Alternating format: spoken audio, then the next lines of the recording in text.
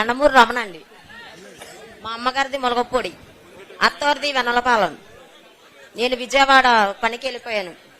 నేను విజయవాడ నుంచి వచ్చాను. మరి ఏంటంటే మరి నేను చెప్తాను, మరి అర్థం చేసుకోవాలి అందరూ కూడా. అలాగే మరి మీ విజయవాడ దొరకతరలి మరి నా మీద వాలుతుంది. మరి నేను కదిలి వచ్చాను విజయవాడ నుంచి.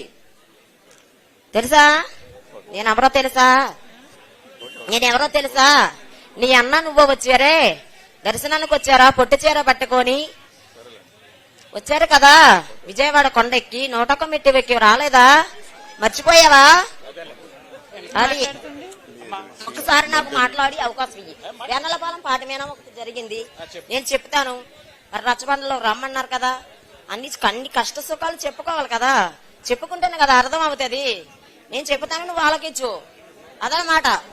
నీకు ఆడబిడ్డ ఉంది, నాకు ఆడబిడ్డ ఉంది, ప్రతి ఒక్కరికి ఆడబిడ్డ ఉంది. కానీ ఒక ఆడబిడ్డకు అన్యాయం జరిగితే ఇంతమంది నాయకులు ఉన్నారే, ఎవరన్నా సాయం వచ్చారా?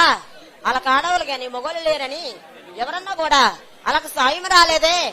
వాళ్ళు పగవాలే వెళ్ళి వాళ్ళకి అప్పకాదు. నాకు అర్థం కాలేదు తల్లి, నీ సమస్య ఏమిటి? నేను చెప్తా, నాకు నీకు అర్థమయ్యే వాళ్ళకి అర్థమవుతుంది, వాళ్ళకి చెప్తారు.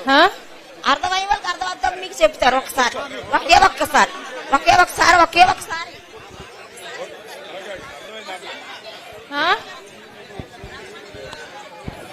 సమస్య ఏంటమ్మా? సమస్య చెప్పాలి కదా అమ్మా. నీ శోధించడానికి అందరికి టైం లేదు కదా.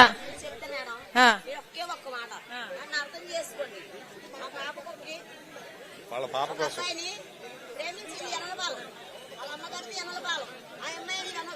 నర్సీపట్నం గ్రామంలో ఇచ్చారు. ఆ అమ్మాయికి 2 ఆడపిల్లలు, అందులో చిన్న అమ్మాయిని వెనలపాలెం ఉన్నాడు కదా తెలీదు. ఆ అబ్బాయిని ప్రేమించి 6 సంవత్సరాల కిందట ప్రేమిస్తే ఆ అబ్బాయికి జాబ్ లేదు, ఏమి లేదు, ఏమి లేదు.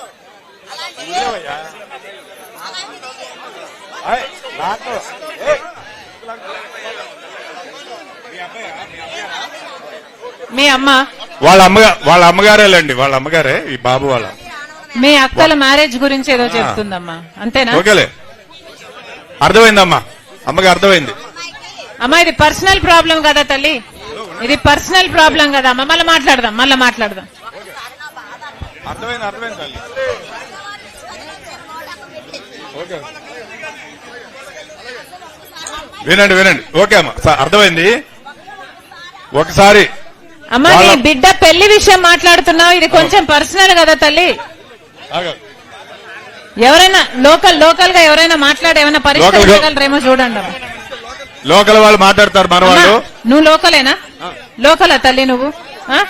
ఈమెను తీసుకెళ్లి మాట్లాడు. ఈమె బిడ్డకి ఏదో మ్యారేజ్ ప్రాబ్లం అంట, ఆయన మాట్లాడుతుందిలేమో.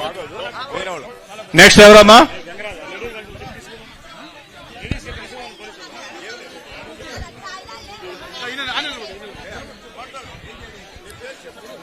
నా పేరు పనుపు బెన్నీ అండి.